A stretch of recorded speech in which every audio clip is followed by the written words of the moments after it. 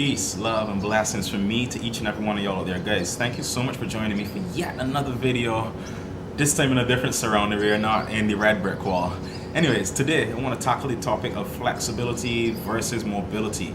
Now, if you've been on the Facebook page and you read the article that I wrote about it, you would have realized that flexibility and mobility are not the same thing, contrary to popular belief. However, they are very closely related and they work in co with each other.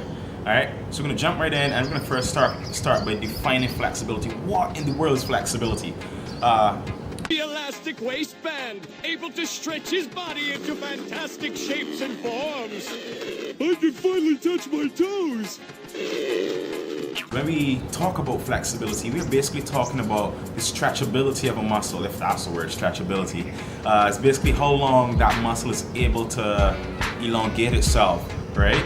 Before reaching the first point of tension, we refer to as tightness, alright? So there are a couple factors that affect flexibility, and that it may include day-to-day use, which is just regular day-to-day activities, sitting, standing, walking.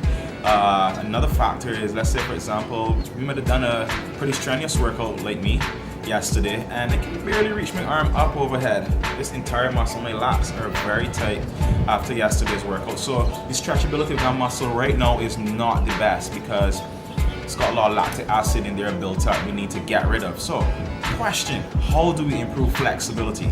Alright, let's use this here elastic as a representation of our muscles in a very warm state. So after a warm up, we're nice and loose. We got blood flowing to the nerves within those muscles, and it allows muscles to be a bit more pliable, kind of like this band. So this band is nice and warm. See how stretchy that is?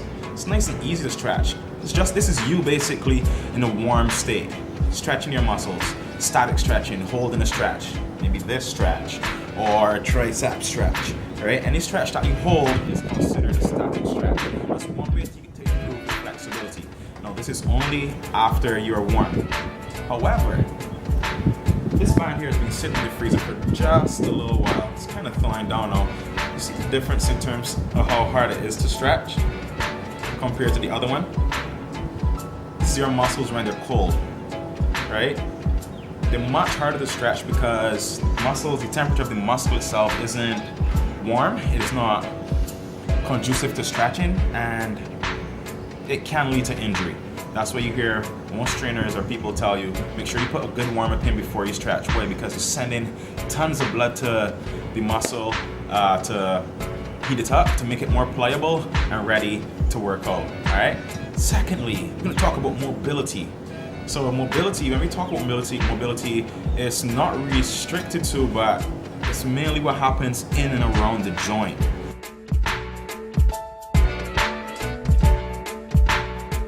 Alright, so let's say the elbow joint, for example, mobility at the elbow joint or shoulder joint or hip joint, whatever joint you can find in your body, basically can move through a particular range of motion. There's maximum range of motion, and most of us unfortunately are not able to move through a proper full range of motion. Alright, so what factors are there that affect mobility?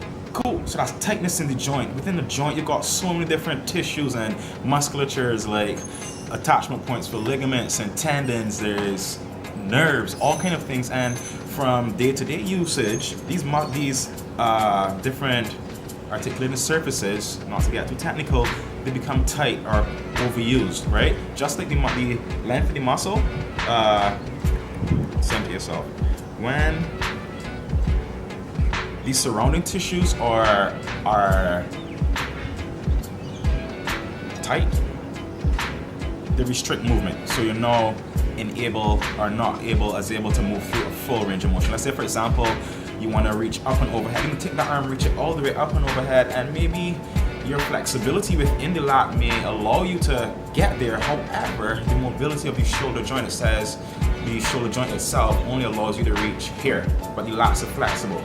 So what you need to do is to work on mobilizing that shoulder joint by doing some dynamic stretches to allow the body to express the true flexibility of the lat.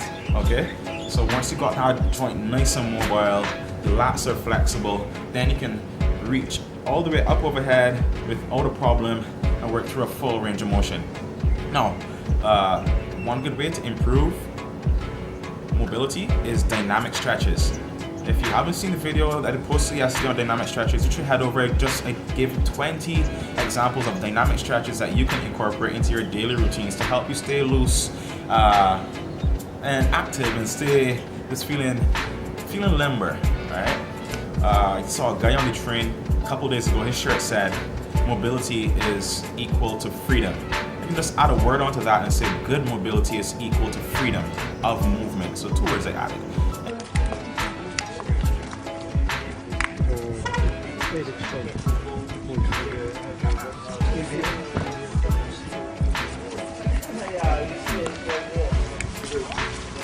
Anyways, if you really want that freedom of movement, guys, work on your mobility, work on your static stretching, and make sure that you incorporate them into each and every single routine that you do.